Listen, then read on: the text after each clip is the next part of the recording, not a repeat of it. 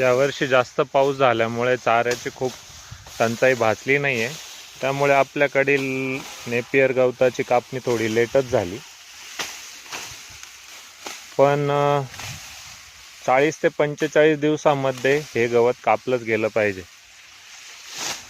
नाहीतर जनावरांना पचण्यासाठी ते थोडं जड जातं. याची शेतकरी बांधवांनी काळजी घ्यावी. जर तुमच्याकडे दुभती जनावरे असेल तर फक्त नेपियरच्या भरोशावरती जनावरे दूध देतील आणि नेपियर लावूनच आपण दूध काढू यावरती अवलंबून राहू नका. जनावरांना पण पौष्टिक चारा लागतो, तेव्हाच ते दूध देतात. पौष्टिक चारा खाल्ल्यावरती जसं माणसं